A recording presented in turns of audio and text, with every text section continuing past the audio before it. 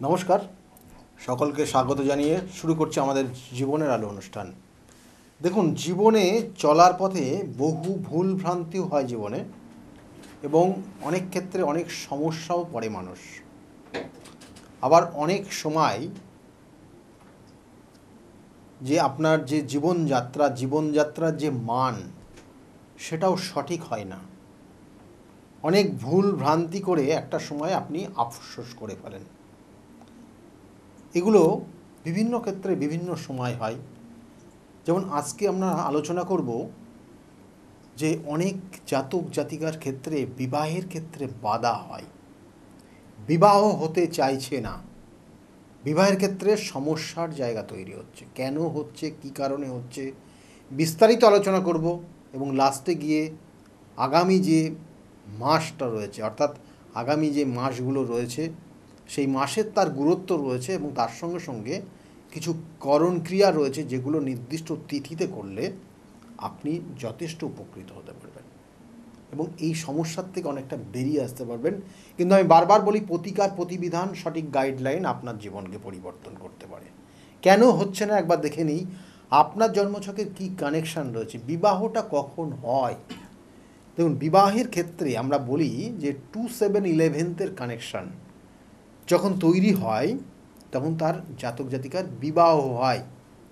2-7-11 অর্থাৎ 2 হচ্ছে কুটুম্ব, অর্থাৎ আপনার আত্মীয় স্বজন বৃদ্ধি হওয়া। দ্বিতীয় থেকে বলা হয়, আর সপ্তম থেকে বলা হয় যে আপনার লাইফ পার্টনার, তার সঙ্গে কানেক্ট হওয়া। আর একাদশ হচ্ছে সাকসেস। আপনার দ্বাদশ অর্থাৎ 12টা ভাব রয়েছে, তার মধ্যে প্রত্যেক ভাবের কিন্তু সাকসেস কিন্তু আপনার সেই একাদশ অনুযায়ী কানেকশান পাই।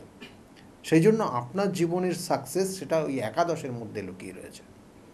তাই 2-7-11 কানেকশান যখন আসবে বা যদি থাকে আপনার জন্মছকে, তাহলে অবশ্যই আপনার বিবাহ হবে, এবং সেই কানেকশানটা যখন আপনার জীবনে আসবে তখন বিবাহটা হবে। অনেকের ক্ষেত্রে 2-7-11 কানেকশানই নেই, সেক্ষেত্রে তাদের অনেক জাতক জাতিকার বিবাহ হয় না।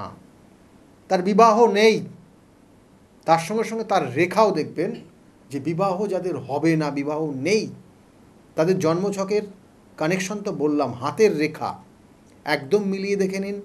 যেটা আপনার লিটল ফিঙ্গার, কনিষ্ঠ আঙুল, সেই কনিষ্ঠ আঙুলের এই যে কনিষ্ঠ আঙুল, এবং এই কনিষ্ঠ আঙুলের এখান থেকে অর্থাৎ ঠিক নিচের দিক থেকে একটা রেখা সরুভাবে আঙুলের দিকে ধাবিত হয়েছে, তাদের ক্ষেত্রে বিবাহের যোগ নেই, বিবাহ হবে না। এটাই তার প্রমাণ। তারা সন্ন্যাস জীবন, তারা সারা জীবন কুমার বা কুমারী থেকে যাবে, এটা তার কানেকশান দেয়। আপনার ক্ষেত্রে আছে কিনা একবার মিলিয়ে দেখে নিন, তাহলে আর আপনার অত পরিশ্রম, তাতে অত কষ্ট, মানসিক টেনশন বাড়বে না। আর বিবাহ সপ্তম, দ্বিতীয়, একাদশ কানেকশান পাবে। কিভাবে পাবে? অনেকের ক্ষেত্রে বিবাহটা দেখবেন যে অনেক সময় পরিবারের তরফ থেকে দেখে শুনে তারপরে বিবাহ হয়। অনেকের ক্ষেত্রে লাভ ম্যারেজ হয়। তা লাভ ম্যারেজের কানেকশান হচ্ছে পঞ্চম ভাব থেকে।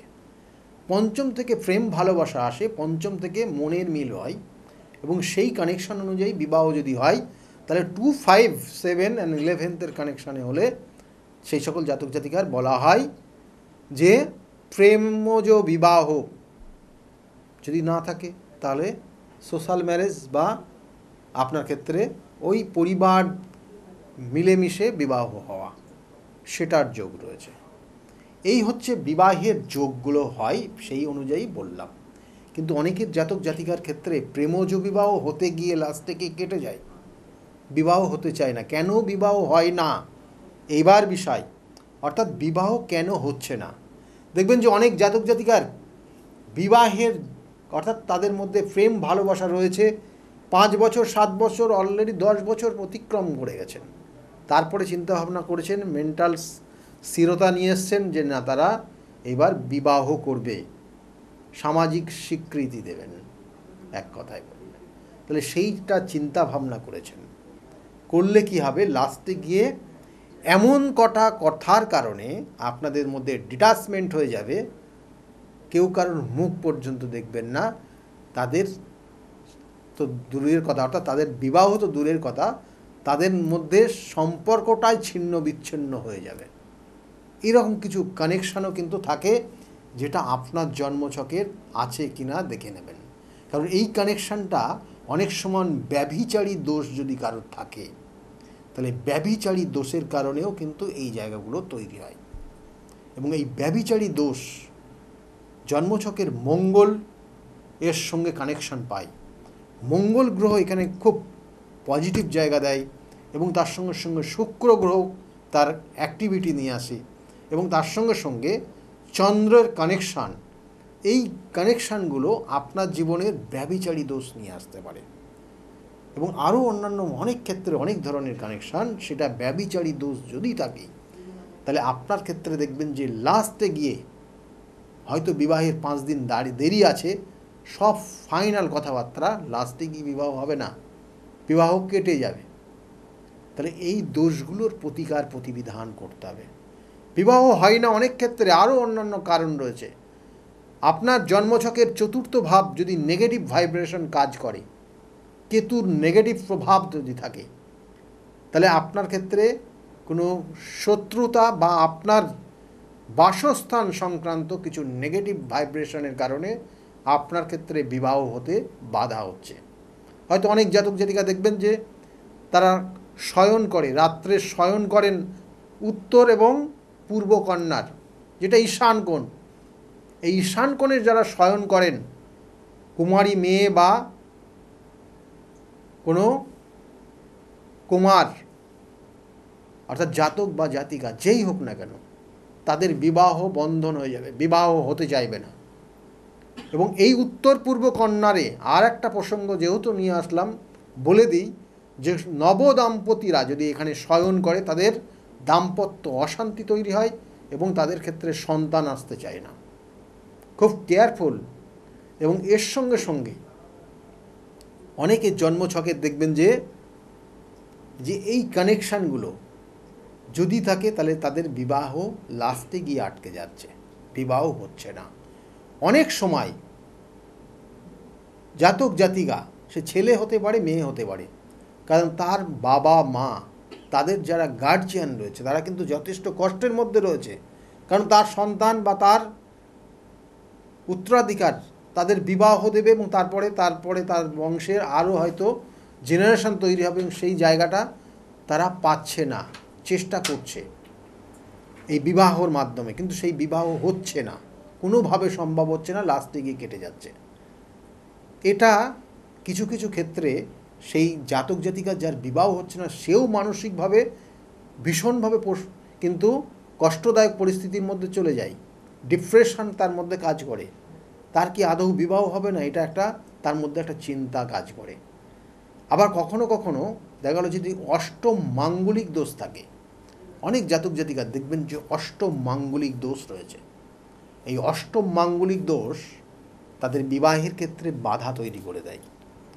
এদের ক্ষেত্রেও কিন্তু লাস্টে গিয়ে কোনো কারণ না কোনো কারণে বিবাহের ক্ষেত্রে বন্ধন হয়ে যায়, বা একটা সময় সুযোগ ছিল, কিন্তু পরবর্তী টাইমে জীবনে সেই বিবাহের ব্যাপারটা, সেই সুযোগ জীবনে আর আসেনি। তাদেরকে এমন কিছু দায়িত্বপূর্ণ কাজ তাদেরকে করতে হচ্ছে, সেই জন্য বিবাহিত জীবন তাদের আগামী দিনে সুখে হবে কি না হবে না, সেটার একটা দুশ্চিন্তার মধ্যে থাকার জন্য তারা বিবাহই করেনি। এগুলো কানেকশান। যদি জন্মছকে এরকম জায়গা থাকে, তার প্রতিকার প্রতিবিধান অবশ্যই রয়েছে। প্রতিকার প্রতিবিধান এবং সঠিক গাইডলাইন জীবনকে পরিবর্তন করতে পারে। আপনার জন্মছকের দেখা গেল যে ষষ্ঠ ভাব পীড়িত রয়েছে, ষষ্ঠভাবে কেতুযুক্ত, ষষ্ঠভাবে রবি কানেকশন রয়েছে, বিবাহের ক্ষেত্রে বাধা। আপনার দেখবেন কথাবার্তা বলে যাচ্ছে, সামনে বলে যাচ্ছে ভালো, বাড়ি ফিরে বলছে যে না, আমাদের এখন চিন্তা ভাবনা নেই, পরে জানাবো। এটা আলটিমেটলি আপনার জন্মছক কানেকশন বলছে আপনার জ্ঞাতি শত্রু অনেক ক্ষেত্রে থাকে, যে তার সন্তানের বিবাহ দেরি আছে মানে ওকেও বিবাহ হতে দেবে না, অনেক সময় এই সমস্যাগুলো তৈরি হয়, এবং নিজেদের মধ্যে ইগো কানেকশান, ইগোর জন্য, হিংসার কারণে ওই সন্তানে ওর যাতে বিবাহ না হয়, এইগুলো করতে থাকে। এগুলো খুবই খারাপ কাজ, কিন্তু তারা তাদের মনকে শান্ত রাখার জন্য এইগুলো করেন, এবং সেই কারণে সেই তার বাধা বিপত্তি, তার বিবাহটা আটকে যায়, তার বিবাহ হতে চায় না। এই যোগগুলো কানেকশান থাকলে তার প্রতিকার আছে। কোনো কোনো ক্ষেত্রে দেখবেন ছেলেদের ক্ষেত্রে শুক্র ইনঅ্যাক্টিভ, শুক্র কম্বাস্ট, শুক্র নিচস্থ, সে সকল জাতক জাতিকারা বিবাহ করতেই ভয় পায়। একদম প্র্যাকটিক্যাল জেনে নেবেন, তারা বিবাহ নাম শুনলে কত রকমের নেগেটিভ কথা বলে দেবে, যে এই হবে ওই হবে, সে আগের থেকে জেনে গেছে। তার মধ্যে শুক্রটা নেগেটিভ ভাইব্রেশন কাজ করছে, এবং সেই শুক্রের কারণে সে কোনোভাবে সে অন্যকে দায়িত্ব পর্যন্ত নিতে পারবে না, এবং পরবর্তীতে অনেক চিন্তা করে নেবে যে এই সমস্যা হয়ে যাবে, ওই সমস্যা হয়ে যাবে, এই আইনি জড়িয়ে পড়বে। এইগুলো তার মধ্যে তার পরিকল্পনা চলে, এবং সবটা বিবাহ সংক্রান্ত বিষয় নিয়ে নেগেটিভ চিন্তা ভাবনা করে। কারণ শুক্র আমাদের কী দেয়? শুক্র নেটাল চার্টের সপ্তমপতি। এই সপ্তমপতি যদি নিচস্থ থাকে, সপ্তমপতি যদি কম্বাস থাকে, তাহলে এই সকল জাতক জাতিকার যে চাহিদা, আশা, কামনা, বাসনা, এগুলো তার থাকে না। এই কামনা বাসনা না থাকার জন্য সে জীবনে বিবাহর বিষয়টা তারা মেনে নিতে পারে না, বা তার জীবনে উৎসাহী হবে না। কিন্তু ওই শুক্রের সঙ্গে, ওই শুক্র যদি নিচস্থ হোক, কম্বাস্ট হোক, তার সঙ্গে যদি আবার রাহু কানেকশান হয়ে যায়, মঙ্গল কানেকশান পেয়ে যায়, তাহলে এরা কিন্তু মারাত্মক পরিস্থিতি তৈরি করতে পারে। এরা মানে একের পর এক, যেমন জামা কাপড় চেঞ্জ করে, সেই রকম কিন্তু তাদের গার্লফ্রেন্ড চেঞ্জ করে,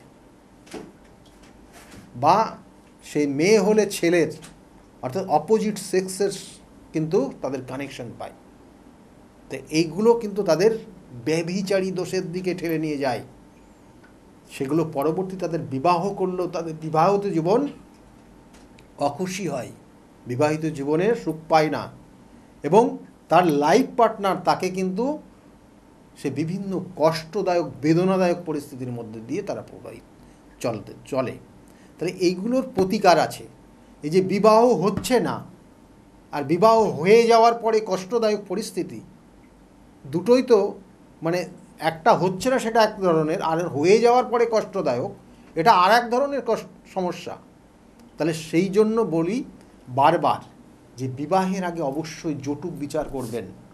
কেন সমস্যা, কী কারণে সমস্যা, কোথায় হতে পারে, যে জাতক বা যে জাতিকার সঙ্গে আপনার বিবাহ হতে চলেছে তার ক্ষেত্রে কতটা ভালো আছে, তার কর্মযোগ ভালো কতটা, তার পরিবার কতটা ভালো রয়েছে, তার আর্থিক যোগ কতটা ভালো রয়েছে, তার কর্মযোগ ঠিক আছে কিনা, তার স্বভাব চরিত্র ভালো আছে কিনা, তার আগামী জেনারেশন সে নিয়ে যেতে পারবে কিনা, কন্টিনিউ করতে পারবে কিনা, এগুলো কিন্তু জন্মছকের শুধু ওই 36টা পয়েন্ট দেখলে হবে না, এর সঙ্গে সঙ্গে এগুলোও কানেকশান রয়েছে, যেগুলো ভীষণ ভীষণ গুরুত্বপূর্ণ একটা দম্পতি বা দাম্পত্য জীবনের ক্ষেত্রে।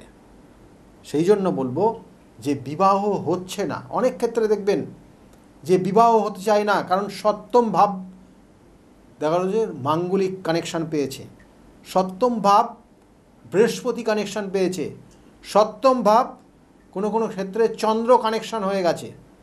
তাহলে এদের ক্ষেত্রে কিন্তু বিবাহের ক্ষেত্রে বাধা তৈরি হয় যদি ওই সপ্তম ভাবের সঙ্গে কোনো দ্বাদশপতি বা দুস্থানের কানেকশান পাই, তাহলে এদের ক্ষেত্রেও সমস্যাগুলো তৈরি হয়। কোনো কোনো ক্ষেত্রে দেখবেন অনেক জাতক জাতিকার মঙ্গলের সঙ্গে চন্দ্র কানেকশান পেয়ে গেছে, মঙ্গল আর চন্দ্র লগ্নের সঙ্গে কানেকশান হয়ে আছে, মঙ্গল আর চন্দ্র সপ্তমে কানেকশান রয়েছে, মঙ্গল চন্দ্র পঞ্চমে কানেকশান রয়েছে। এরা জীবনে বিবাহ না করে এরা ব্যভিচারী জীবন যাপন করে। এই ব্যভিচারী জীবন যাপন এদের ক্ষেত্রে, মেয়েদের ক্ষেত্রে অনেক সময় পুরুষ সুলভ আচরণ করে। এরা অনেক সময় ধীরে ধীরে, মেয়েরাও দেখবেন অনেক সময় ধীরে ধীরে তাদের পুরুষত্ব জায়গাগুলো তৈরি হয় এদের মধ্যে, অর্থাৎ পুরুষ সুলভ আচরণ এদের মধ্যে প্রভাবিত হয়। আবার ছেলেরা, তাদের ক্ষেত্রেও দেখবেন ছেলেরা কিন্তু ওই নারী সুলভ আচরণ এদের মধ্যে প্রভাবিত হয় এই কানেকশানগুলো থাকলে, এবং সেক্ষেত্রে কিন্তু এদের বিবাহিত জীবনে বাধা তৈরি হয় এবং বিবাহের ক্ষেত্রে সমস্যা হয়, এবং পরবর্তীতেও সমস্যাগুলো থাকবে বলেই তারা কিন্তু বিবাহ করতে চায় না। তাহলে এই জায়গাগুলো আপনাদেরকে বললাম, যতটা প্রকাশ করা যায় সেই অনুযায়ী বললাম। কারণ আপনার জন্মছক কেন বিবাহ হচ্ছে না, কি কারণে হচ্ছে না, কোন কানেকশানের কারণে হচ্ছে না, কি আপনার শত্রু না কোনো গ্রহ নক্ষত্রের প্রভাবের কারণে হচ্ছে না, না শত্রু আপনাকে বাধা দিয়ে রেখেছে, বা দশা অন্তর্দশা আপনার ক্ষেত্রে শুভত্ব জায়গা দিচ্ছে না, কি কারণে, তার বিচারের জায়গা রয়েছে, এবং সেটা সঠিক অ্যাস্ট্রোলজিক্যাল বিচার করে তার তন্ত্র হোক বা দৈবিক ক্রিয়া হোক, যেটা প্রয়োজন আপনার, বা কোনো স্টোন ধারণ হোক বা কালার থেরাপি হোক, যেটা আপনার ক্ষেত্রে প্রযোজ্য, সেটা দিলেই আপনি ওই সমস্যার থেকে বেরিয়ে আসতে পারবেন এবং আপনি আপনার আগামী জীবনটা ভালো হবে। আমি বারবার বলি যে 27টা নক্ষত্র, 12টা রাশি, 9টা গ্রহের সমন্বয়ে আমাদের জীবনযাপন, এবং এই জায়গাগুলো যার ক্ষেত্রে যতটা প্রভাবিত করে তার ক্ষেত্রে সেই ধরনের জায়গার মধ্যে সে প্রভাবিত হয়। আপনার ক্ষেত্রে ভালো হতে পারে, আপনার ক্ষেত্রে খারাপ হতে পারে, আপনার কারণে অন্যের খারাপ হতে পারে, অন্যের কারণে আপনার ভালো হতে পারে, এগুলো কিন্তু কানেকশান। সেই জন্য যদি আপনার ক্ষেত্রে সমস্যা থাকে, তার সমস্যার সমাধানও রয়েছে। আগামী যে মাসগুলো রয়েছে খুব গুরুত্বপূর্ণ মাস। শ্রাবণ মাস খুবই খুবই গুরুত্বপূর্ণ মাস। শ্রাবণ মাসে দেবাদিদেব মহাদেবের শরণাপন্ন হতে পারেন। যাদের ক্ষেত্রে বিবাহ হচ্ছে না, বা আপনি নিজেও করতে পারেন, বা আপনার যিনি রিলেটিভ, আপনার মা বাবা বা আপনার যারা গুরুজন রয়েছেন তারাও করতে পারেন। কি করবেন অবশ্যই বলবো, কিন্তু তার সঙ্গে সঙ্গে বলবো এই মাসটাতে যাদের সন্তান আসছে না, যাদের বিবাহ হচ্ছে না, বা কোনো শুভ মাঙ্গলিক অনুষ্ঠান বাড়িতে হতে চাইছে না, কোনো না কোনো ক্ষেত্রে আপনার জীবনের বারংবার বাধা পাচ্ছেন, আপনি কোনো জীবনে সাকসেস পাচ্ছেন না, এই শ্রাবণ মাসটা কাজে লাগান। কারণ এই শ্রাবণ মাসেই কিন্তু ঘটেছিল দেবতারা এবং অসুররা, তারা সমুদ্র মন্থন করেছিল। এই সমুদ্র মন্থনে 14টা রত্ন উঠে এসেছিল, যেটা খুব খুব গুরুত্বপূর্ণ রত্ন। এবং এই সমুদ্র মন্থনে আর একটা উঠে এসেছিল, সেটা হচ্ছে গরল বিষ, যে বিষ পান করে স্বয়ং শিব তার কণ্ঠ ধারণ করেছিল, এবং সেই কণ্ঠ নীলবর্ণ হয়ে গেছিল। সেই জন্য তার নাম, আর এক নাম হচ্ছে নীলকণ্ঠ। এবং সেই নীলকণ্ঠ, অর্থাৎ সে যখন সেই বিষ পান করেছিল, তখন তার শরীর জ্বালায়, মানে জ্বালা করছিল, এমন কষ্ট হচ্ছিল।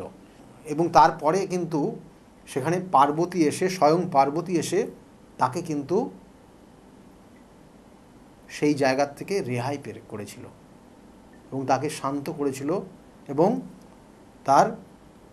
তারপরে সৃষ্টির বা বিনাশ ব্যালেন্স করেছিল। তাহলে এগুলো তো রয়েছে, এগুলো বিভিন্ন ক্ষেত্রে বিভিন্ন প্রযোজ্য। আমি বারবার বলি যে আপনার ক্ষেত্রে কোথায় হচ্ছে না, কেন হচ্ছে না, তার জন্য তিথি নক্ষত্র প্রয়োজন। এবং এই জন্যই এই শ্রাবণ মাসটা এতটা গুরুত্বপূর্ণ এবং শিবের সবথেকে প্রিয় মাস।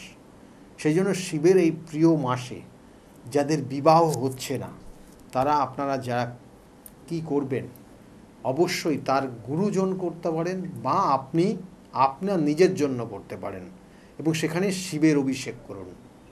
শিবের অভিষেক বিভিন্ন মাধ্যমে, বিভিন্ন ক্রিয়ার মাধ্যমে করুন, এবং সেক্ষেত্রে কিন্তু আপনার বিবাহ যোগ হবে।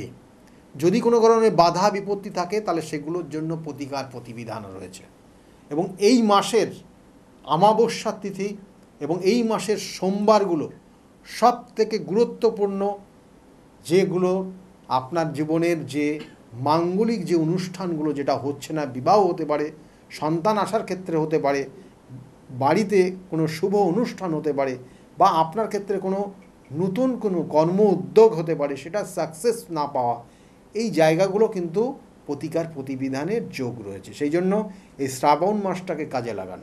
এবং এর সঙ্গে সঙ্গে বলবো, আমার চেম্বারগুলো বলে দিই, কারণ প্রত্যেক রবিবারের দিন আপনারা আমাকে পাবেন কাঁচরাপাড়া চেম্বার, আমার নিজ গৃহমন্দির। সেখানে দুপুর 2টো থেকে 6টা পর্যন্ত এখানে চেম্বার চলে। প্রত্যেক সোমবার ব্যারাকপুরে চেম্বার 4টে পর্যন্ত চলে, এবং ওই দিনই 5টা থেকে 8টা পর্যন্ত শ্রীরামপুর চেম্বার রয়েছে। এবং তার সঙ্গে সঙ্গে প্রত্যেক মঙ্গলবার আপনারা কালীঘাট লেক মার্কেটে ঠিক পিছনে সৌভাগ্য চক্র, সেখানে আপনারা পাবেন, সেখানে 5:30 থেকে 8:30 পর্যন্ত পাবেন। বুধবার করে কখনো আপনারা পাবেন হাওড়া ময়দানে নবদিশা চেম্বারে 5টা থেকে, বিকালবেলা 5টা থেকে পাবেন। আবার কোনো কোনো দিন আপনারা মেচেদাতেও পাবেন। মেচেদাতে কিন্তু 11টা থেকে 2টো পর্যন্ত পাবেন, ওই বুধবার করে। কিন্তু কবে কোথায় যাচ্ছি নির্দিষ্ট করে স্কলের দিকে লক্ষ্য রাখুন, ওখানে লেখা আছে। আর তার সঙ্গে সঙ্গে বলবো, প্রত্যেক বৃহস্পতিবার কৃষ্ণনগরের চেম্বার রয়েছে, এবং এই কৃষ্ণনগরে আপনারা পাবেন 12টা থেকে 4টে পর্যন্ত চেম্বার। আর প্রত্যেক শুক্রবার হাতিবাগানে চেম্বার রয়েছে, সেখানেও আপনারা পাবেন 5টা থেকে 8টা পর্যন্ত। শনিবার করে কখনো বর্ধমান, কখনো বহরমপুর, কখনো তারাপীঠে চেম্বার রয়েছে। এবং এছাড়াও প্রতিকার প্রতিবিধানের ক্ষেত্রে, কারণ আমি বারবার বলি, আপনার রোগটা যদি সঠিক ক্যালকুলেশন করে বার করা যায়, তাহলে তার জন্য সঠিক প্রতিকার প্রতিবিধানও রয়েছে। সেই প্রতিকার প্রতিবিধান কি দিয়ে হবে আপনার, সেটা হতে পারে আপনার ক্ষেত্রে তারাপীঠ মহাশ্মশানের বিভিন্ন ক্রিয়ার মাধ্যমে, সেটা হতে পারে আপনার ক্ষেত্রে কামাখ্যা পীঠের বিভিন্ন ক্রিয়ার মাধ্যমে, সেটা হতে পারে আপনার ক্ষেত্রে বেনারসের বিভিন্ন ক্রিয়ার মাধ্যমে। কেন, কোথায়, কি কারণ, সেগুলো পুঙ্খানুপুঙ্খ আপনার জন্মছক কানেকশন অনুযায়ী হবে, এবং সেইভাবে তার প্রতিকার প্রতিবিধান দেওয়া হয়। প্রতিকার প্রতিবিধান এবং গাইডলাইন, আমি বারবার বলি, আপনার জীবনকে পরিবর্তন করতে পারে। সেই জন্য বিগত বহু মানুষ, তারা এক সময় অনেক খারাপ সময়ের মধ্যে ছিল, আজকে তাদের জায়গাটা ভালো রয়েছে, এবং তারা প্রতিকার প্রতিবিধান নিয়ে আজকে ভালো জায়গায় রয়েছে। তাদের কথা মাঝে মধ্যে আপনারা শোনেন যে আমি আজকে ভালো রয়েছি, আমি এক সময় খারাপ ছিলাম। সেই জন্য আমি আজকের যে বিষয় নিয়ে আলোচনা করলাম, যে বিবাহের ক্ষেত্রে বাধা, অনেক ক্ষেত্রে আমি দেখেছি যে বিবাহের সমস্ত কথাবার্তা, অ্যারেঞ্জমেন্ট সব ফাইনাল হয়ে গেছে, লাস্টে হয়তো 5 দিন বাকি আছে, ছেলে এবং মেয়ে দুজনের মধ্যে কোনো একটা কথার কারণে সমস্যা তৈরি হয়েছে, এবং সেই বিবাহটা হয়নি, ব্রেক করে গেছে। সেই সময় আপনি বুঝতে পেরেছেন কতটা ক্ষতিকর জায়গা তৈরি হয়েছে দুটো পরিবারে, শুধু একটা পরিবারের না। এবং কোনোভাবে সেটা রাজি হয়নি দুজনের, কিন্তু তাদের সম্পর্ক দেখা গেলো অনেক দিনের সম্পর্ক ছিল, কিন্তু সেই বিবাহটাও লাস্টে গিয়ে হলো না। দেখুন, সেই জন্য আমি বারবার বলি যে বিবাহ এমন একটা জায়গা, এমন একটা মাঙ্গলিক অনুষ্ঠান, যেটা হয়তো প্রেম ভালোবাসা আপনাদের জীবনে রয়েছে, হয়তো 5 বছর 7 বছর রয়েছে, কিন্তু বিবাহটা সপ্তমের কানেকশান পাই, আর প্রেম ভালোবাসাটা পঞ্চমের কানেকশান পাই। যখন সপ্তমের সঙ্গে কানেকশান পাবে, সেটা হয়তো আপনার 7 দিন নাও চলতে পারে, 3 মাস নাও চলতে পারে, 1 বছর নাও চলতে পারে, কারণ তখন আপনি পুরোপুরি সম্পূর্ণভাবে তখন টোটাল পরিবার এবং সেই মানুষটাকে চিনতে শুরু করবেন। তখন মনে হবে যেন কোথাও না কোথাও ভুল সিদ্ধান্ত আপনি নিয়েছেন। তাহলে সেই জন্য চাই সঠিক প্রতিকার, সঠিক প্রতিবিধান, সঠিক গাইডলাইন।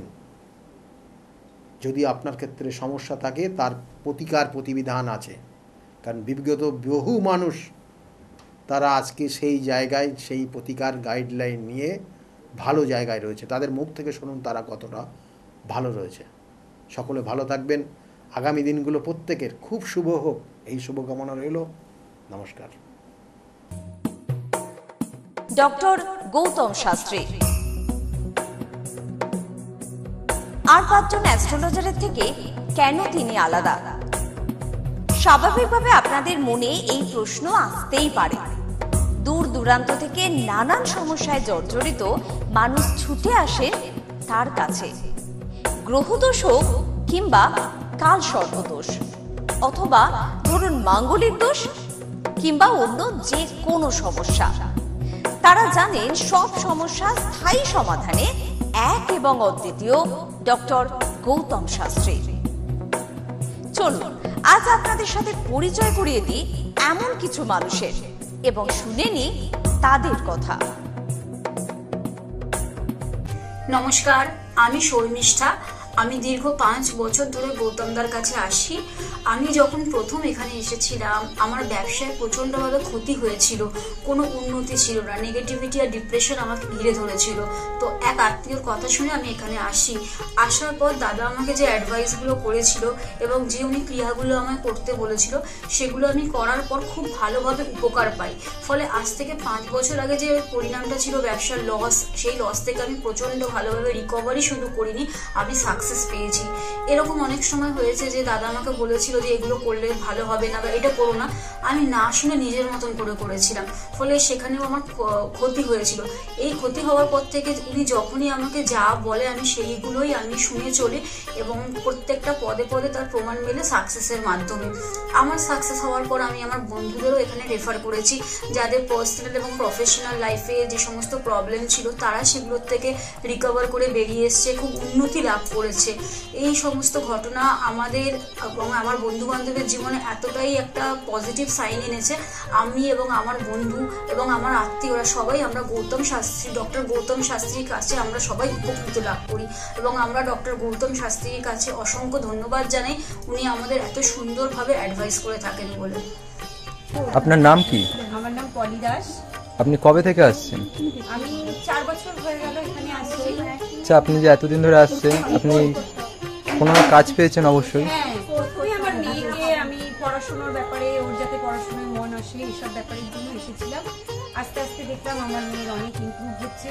তারপর আমি সবাইকে, আমার আশেপাশে বন্ধু বান্ধব আত্মীয় স্বজন যে আছে সবাইকেই বললাম যে দেখো আমার মেয়ে অনেক চেঞ্জ হচ্ছে, মানে ও খুব দুষ্টু ছিল, পড়ায় মন বসতো না, সেগুলো হয়েছে।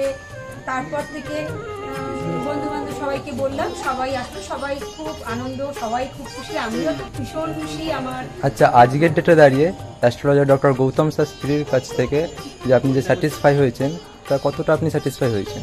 হ্যাঁ, আমি তো মানে সত্যিকারেরই মন থেকে বলছি, মানে পুরোটাই আমি আমার মানে যতটা আমি চেয়েছিলাম, বেশি তো মানে কম বললে ভুল হবে, বেশি হয়েছে, বরং আমার আনন্দের জায়গাটা এতটাই বেশি হয়ে গেছে। তার মানে আপনি পুরোপুরি স্যাটিসফাই, তাই তো? আমার নাম অনুপ চন্দ্র। আমি স্যারের কাছে লাস্ট 3 বছর ধরে আসছি।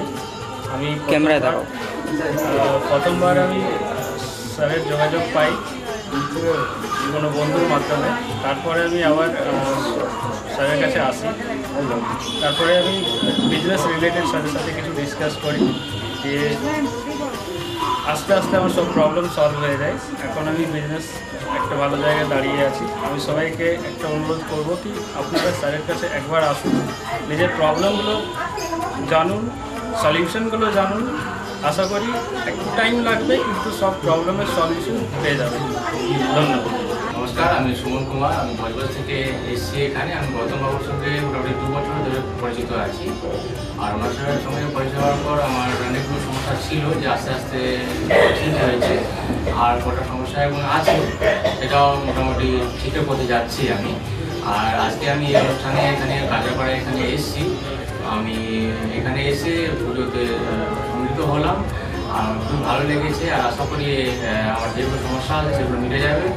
আর খুব ভালো লেগেছে এখানে এসে। আর গৌতমবাবুকে ধন্যবাদ জানাচ্ছি। ধন্যবাদ। আমার নাম রাকেশ মণ্ডল, গ্রাম ডবলপোতা। এই দাদার কাছে এসেছিলাম, অনেক প্রবলেম ছিল, সেই প্রবলেম কিছুটা সলভ হচ্ছে এবং হবে। এই অমাবস্যার দিন এই যজ্ঞ হচ্ছে, অনেক দূর দূর থেকে মানুষজন আসছে, কাজ হচ্ছে বলে সবাই তো আসছে, আমিও এসছি, আবারও আসবো। নমস্কার, আমি জয়িতা গুহু। আমি গত এপ্রিল মাস থেকে খুব সমস্যায় পড়েছিলাম। আমার কাজের দিক থেকে সমস্যা ছিল, বসের সাথে এবং পারিপার্শ্বিক আমার যে কলিগরা ছিল তাদের সাথে খুবই সমস্যা জর্জরিত হয়েছিলাম। তো তারপরে সেই কাজটা আমি আর অবশেষে টিকিয়ে রাখতে পারিনি, সেটা আমাকে বাধ্য হয়েছিলাম আমি সেটা ছেড়ে দিতে। তারপরে একটা খুব আর্থিক দিক থেকে খুব ভেঙে পড়েছিলাম। তো সেই সমস্যায় জর্জরিত হয়ে বুঝতে পারছিলাম না কি করব। তো হঠাৎ একদিন টিভিতে প্রোগ্রাম দেখি ডক্টর গৌতম শাস্ত্রী, ওনার কথাবার্তা, ওনার যে উপাচারগুলো রয়েছে যেগুলো উনি বলেন প্রতিকার, সেগুলো শুনে আমার খুব ভালো লেগেছিল। তো ওনার সাথে এসে দেখা করি, আমার সমস্ত কথাবার্তা ওনার সাথে শেয়ার করি, প্রবলেমগুলো। তারপর উনি আমাকে দেখে আমাকে কিছু বলেন আমার ব্যাপারে, তো সেগুলো একদম হুবহু মিলে যায়। তো তারপরে উনি আমাকে রেমেডি সাজেস্ট করেন, তো আমি সেই রেমেডিটা নিই, আমি ধারণ করেছি। তো ধারণ করার পর আমি আস্তে আস্তে নিজের মধ্যে একটা চেঞ্জ দেখতে থাকি। তো এবং আমি গত আগস্টের 27 তারিখে একটা জব পেয়েছি যেটা আমার মনের মতো। এখানে আমার ডেজিগনেশন, আমার স্যালারি, আমার মনের মতো লোকেশন আমি এখানে পেয়েছি, মানে এটাতে আমি বিশেষভাবে আপ্লুত। তো সের জন্য অসংখ্য ধন্যবাদ ডক্টর গৌতম শাস্ত্রীকে। নমস্কার, আমি পিয়ালি মণ্ডল বলছি। আমি গত ছ মাস ধরে খুব সমস্যার মধ্যে ছিলাম, এত সমস্যার মধ্যে ছিলাম যে আমি কি করবো ঠিক করতে পারছিলাম, ভীষণ ডিপ্রেশনের মধ্যে চলে গেছিলাম। তো এই সময় আমার এক ফ্রেন্ড ডক্টর গৌতম শাস্ত্রীর কথা বললেন যে ওনার কাছে যেতে পারিস, ওনার কাছে গেলে তো সমস্যাগুলো হয়তো সমাধান উনি করে দিতে পারে। তো আমি ওর ফ্রেন্ডের কথা অনুযায়ী একদিন ডক্টর গৌতম শাস্ত্রীর কাছে এলাম। ডক্টর গৌতম শাস্ত্রীর কাছে আসার পরে তো আমার সমস্যাগুলো বলার আগে উনি দেখেই আমাকে আমার সমস্যাগুলো সব বলে দিল যে কি হবে, কি হচ্ছে না হচ্ছে, আমি কিসের জন্য এত সমস্যার মধ্যে রয়েছি। তো উনি বলল যে সঠিকভাবে যদি একটি রেমেডি ধারণ করা যায় তাহলে হয়তো সমস্যার সমাধানগুলো হতে পারে। তো আমি ওনার কথায় অনুযায়ী সঠিক রেমেডি ধারণ করলাম। রেমেডি ধারণ করার পরে দেখলাম যে আমার সমস্যাগুলো আস্তে আস্তে সমাধান হয়ে যাচ্ছে। তো আমরা এখন আগের থেকে অনেক ভালো আছি, ভীষণ ভালো আছি, ভীষণ ভালো রাখছি, পরিবারও সবাই ভালো আছে। আমার যে সমস্যাগুলো হচ্ছিল সেগুলো আর হচ্ছিল না। তো উনি আমার অনেক উপকার করেছেন, ডক্টর গৌতম শাস্ত্রী আমার অনেক উপকার করেছেন। তো আমি চাইবো যে আপনারাও আসুন, আপনারা এসেও আপনাদের সমস্যাগুলো বলুন যে আপনাদের কী কী সমস্যা হচ্ছে না হচ্ছে, যাতে আপনাদের পাশে উনি দাঁড়াতে পারে, আপনাদের সমস্যাগুলো যাতে উনি সমাধান করতে পারে। আমি চাইবো যে আগামী দিনগুলোতেও ডক্টর গৌতম শাস্ত্রী যেন আমার পাশে এরকমভাবে থাকে, আমার সমস্যাগুলো যেন সমাধান করতে পারে। আমি আর অসংখ্য অসংখ্য অসংখ্য ধন্যবাদ জানাই ডক্টর গৌতম শাস্ত্রীকে যে উনি এইভাবে আমার পাশে থেকেছেন, আমাকে আজকে সমস্যার সমাধান করেছেন। তো অসংখ্য অসংখ্য অসংখ্য ধন্যবাদ। নমস্কার, আমি মেলিনা থমাস। আমি গত 1 মাস আগে থেকে ডিপ্রেশনে ভুগছিলাম এবং আমার অনেক রকম সমস্যা দেখা দিচ্ছিল। আমি আমার মায়ের থ্রু থেকে জানতে পারি ডক্টর গৌতম শাস্ত্রীর কথা এবং আমি সেখানে আমার প্রবলেমগুলো নিয়ে আসি এবং তার কথা মতো আমি প্রতিকারগুলো করি এবং সেই কথা মতো আমি চলতে থাকি। এখন আমার কাছে অনেক জবের অপরচুনিটিস আসছে এবং আমার আগের যে সমস্যাগুলো ছিল সেগুলোও গেছে।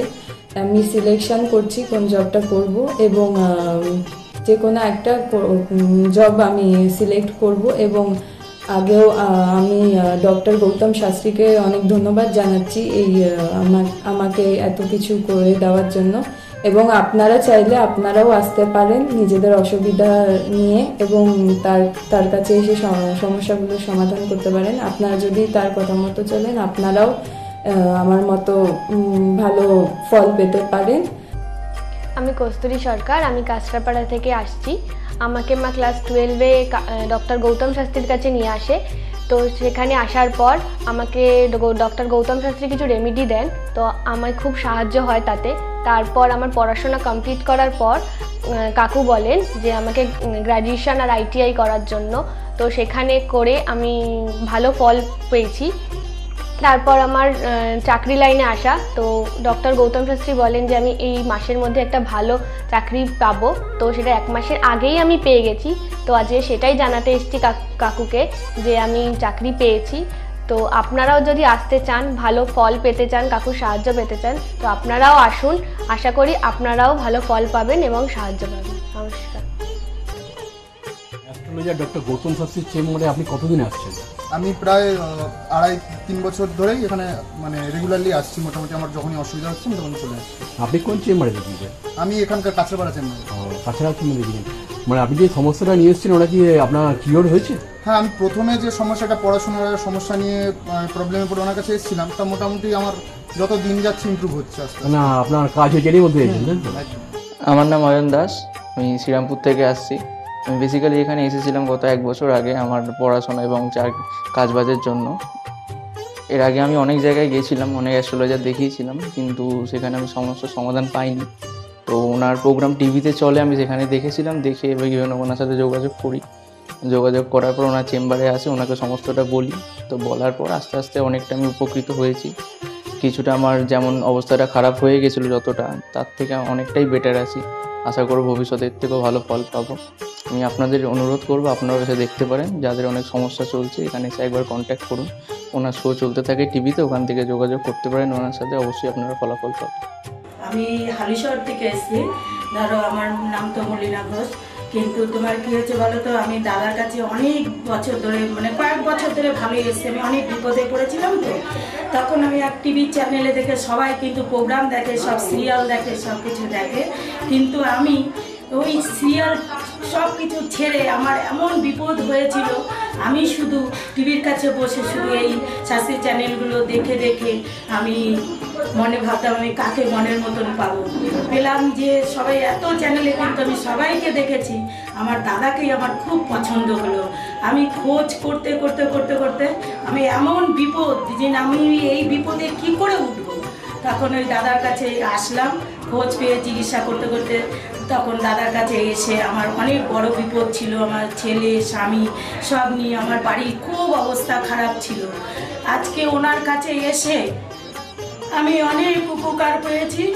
আমি সবার কাছে বলছি, আমি এত লোক দেখছি, আমি বলি একটু যদি দাদার কাছে এসে সব ধৈর্য ধরে, কারোর বিফল হবে না, তার ফল ছাড়া বিফল হবে না। আমি ভাবি যে আমি অনেক লোকও পাঠিয়েছি, আমরা যদি প্রচার করতে পারি, অনেকে আছেন এই দাদার কথা বলবো না, বলবো না, কিন্তু না বলেন, মানুষ যদি বিপদের হাত থেকে বাঁচে সবারই তো ভালো হয়।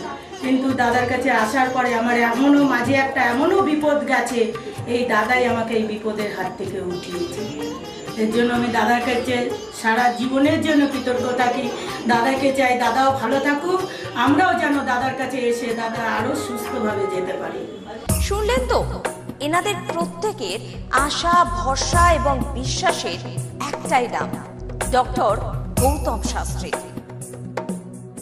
যার সম্পর্কে আমরা এত কিছু শুনলাম। চলুন এবার দেখে নিই তিনি কি বলছেন। আজকের যে ফিডব্যাক আপনারা পাচ্ছেন, এগুলো কিন্তু আমার সবটাই আমার গুরুদেবের আশীর্বাদ। কারণ গুরুদেব আমাদেরকে একটাই জিনিসই বলেছিলেন যে যেভাবেই হোক মানুষকে উপকার করলে তোমার কিন্তু আগামী দিনে দেখবে তোমার মানুষ কিন্তু তোমার পাশে এসে দাঁড়াবে। এবং সেইভাবেই আমি কিন্তু যেভাবে সকলের উপকার বা আমি যতটা কাজ করছি সকলে উপকৃত হচ্ছে, এবং এর জন্য আমিও কিন্তু খুব আনন্দ পাই যখন তারা বলে যে না দাদা, আমি আপনার এই কারণে এই জন্য এসেছিলাম, এই কাজটা আমি পেয়ে গেছি। সুতরাং আমিও চাই যে এইভাবে মানুষের পাশে থেকে মানুষকে সহযোগিতা করে মানুষকে আরও ভালো জায়গায় পৌঁছে দেওয়া। যাদের খুব দুঃখের মধ্যে, কষ্টের মধ্যে আছে, তাদেরকে কিছুটা গাইড করে তারা যদি আরও ভালো জায়গায় যেতে পারি এবং ভালো জায়গায় তাদেরকে যদি নিয়ে যেতে পারি, এটাই হচ্ছে আমার মেন উদ্দেশ্য। অর্থাৎ তারা যদি আরও ভালো জায়গায় যেতে পারে, সেখান থেকে যে আনন্দ উপভোগ করতে পারবো আমি, সেটা কিন্তু চিরস্থায়ী থেকে যাবে। তাহলে আর দেরি কেন, চটপট ফোন করুন 9836410969 অথবা 8335805241 এই নাম্বারে। শুধুমাত্র একটি ফোন, যা পাল্টে দিতে পারে আপনার গোটা জীবন। জ্যোতিষবিদ, বাস্তুবিদ, হস্তরেখা বিশারদ ও spiritual guide doctor Goutam Shastri, এক এবং অদ্বিতীয়।